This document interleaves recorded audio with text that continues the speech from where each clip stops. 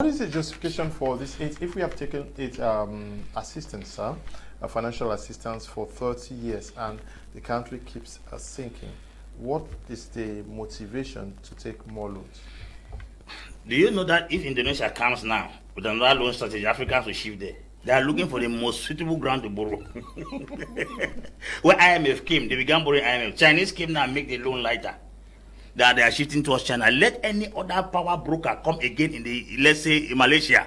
They say now we now give loans of 2%. Africans will still go there. That borrowing mentality is a mentality that it will never take you out of captivity. That's why you hear preachers in Nigeria will tell you, I can never borrow. Because they have understood. We have seen pastors gather 2-3 persons from 1980 by the year 2022, they have the city. Because they learn the principle of never borrowing. You can't borrow consistently and succeed. You cannot. Bishop Oyedepo say, I can never borrow. And you are seeing the proofs. Adeboye say, we cannot borrow. You are seeing the proofs. Those are men who began with 2 or 3 are gathered.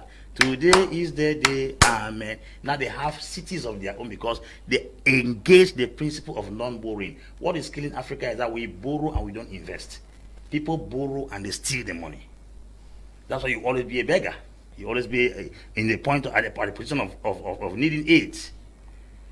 Okay, good evening, Mr. Liu. Tell Apostle Ambe that if I become the president of this country, the first thing I would do is to change the national language of this country to Pidgin.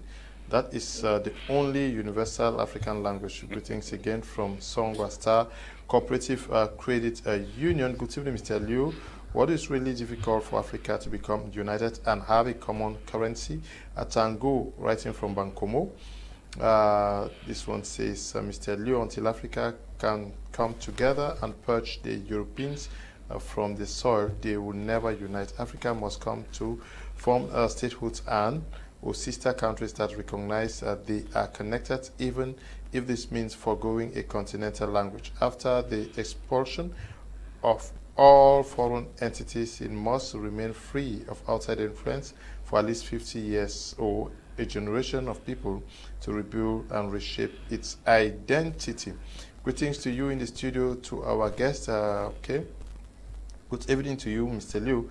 I'm Nelly Clarissa from Kumba. Please, how can you explain the fact that Africa up to date is still being controlled by these European countries? Apostle Ambi Valentine Ngwa, we are looking at Africa and the rest of the world, but are we also, when you look at United States requesting for the presence of Africans, you have France China, that is constantly doing that, China. Are we in another phase of, is it the scramble for Africa? Yes, there's a second move of scramble in Africa. And it is very visible because this time around it's not just the European powers. No, the Asians have come in. The Qataris are here, the Turks are here. Who themselves were colonized? Yes. They initially were colonized. This time around they're coming as colonizers. Africa is the only colonized person that has remained colonized. Those who were once colonized are coming as colonizers. The Qataris are here, the Lebanese are here, the Malaysians are here, the Indonesians are here, the Turks are here, the British are here, the Americans are here, the French are here. As a matter of fact, China and Russia are also in a very serious battle now with the mentality of delivering the African countries from the hands of their former colonial master. I wonder the kind of deliverance, because the man who wants to deliver you also is a captor. He's a captor. He's coming to make you a captive. So you don't tell me that the Wagner Security Company is right now in Central African Republic to defend Ashford and Tuadera for nothing. Central Africa has so much gold and diamond, and they cannot just be there to defend. Somebody interviewed Prigoni, the director of Wagner Security in Russia, and they asked him how African countries are in need of your forces and they don't have the money to pay. What do you do? So I do it for free. And every African country will excitedly say, oh, these are good people. No, they are not. They are not. I've told you that those guys are coming here for business. And a businessman does not have free lunch. A businessman is self-centered and want to achieve. As a matter of fact, if I carry my cargo to the market as a Christian, I don't know who is going to buy. The person that wants to buy is my customer. Whether you are a Muslim, a Buddhist, a Hindu, or a witch, My religion has nothing to do with my business. So when they come to Africa, you have nothing to do when it comes to negotiating what they want to sell. If a dictator is their best customer, they will sell the arms and keep him in power for as long as he can stay there, as long as he sells, buys their product. If a liberation movement leader buys their product, they will empower him to take over power. So they are not here to like fight against dictators to bring in new people. No, any dictator that can buy their product is their best customer. If you were to stay for 40 years and you're a good dictator, they will make you to stay for 80 years because you are buying their product. So a man who is selling does not have religious barrier as well as anything in terms it comes to business to customers. So Russia is not coming and saying, Obiangema has stayed in power for so many years. I think it is time for us to give arms to some young man to kick him out of power. No, as long as Obiangema is a good customer to Russia, Obiangema can stay there for the next 50 years. What they are coming here to do is to make their products sell. The product sell. This is what Apostle Ambe Valentine Ngwa is saying. But we have instances like the African Union that should be also aware of this. Why is African Union not actually prioritizing African states doing business amongst themselves? Can African banks not raise the amounts that we are borrowing from out there? I'm sure I said something of that sort. The theme of this year's African Union Day is accelerating the Africa Continental Free Trade Area. That's their theme. I have a worry. They have powerful themes that are not changing anything.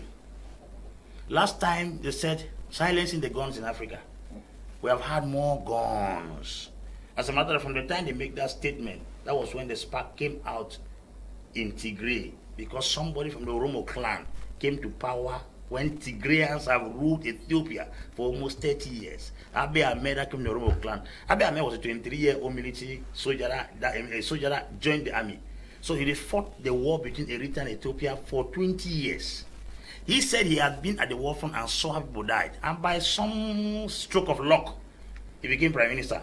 And then he said he's going to put an end to that nonsense because why? He has had first-hand knowledge with what happened in the field. He was the one that flew now to Eritrea to meet Isaias Afwerki and negotiated for peace to be settled between the two of them. When he did that, the Tigrayans found it very unwanting and started confronting Abiy Ahmed. That was what sparked off the crisis. African Union was right there watching with their theme, silencing the guns, and the guns were smoking very high. Guns are smoking in Mali because that was when 2 coups d'etats were carried out by Assimi Goïta after kicking out Abubakar Keïta, brought in Bando, who was the former Minister of Defense, and said, take power and rule us. Bando began drifting towards France. He carried another coup d'etat, conquered him out, and then took power.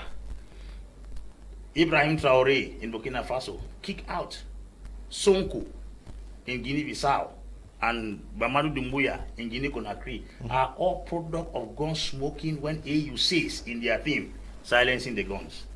Now it's accelerating the continental free trade area. How far will they trade? When you will leave here to go to Gabon, they will tell you to pay visa, but Gabon is under CEMAC. I think the passport of Cameroon should make me walk into Gabon free.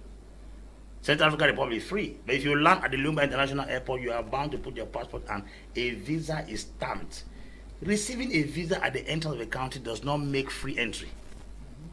And that's the reason why Uhuru Kenyatta, before getting out of power, said the Tanzanians should use their ID cards and Ugandans to enter into Kenya. Which means the whole East African Community, EAC, should operate with ID cards, not passports.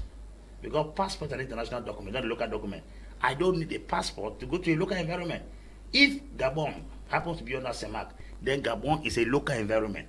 I don't need a passport to go there. I need an ID card.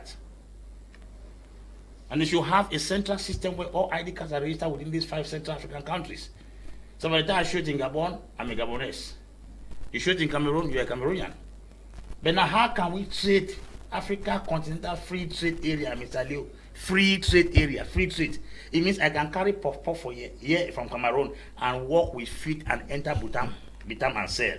But how can you enter Bitam when there is a border police that will block you and ask for your documents? That's not free trade area.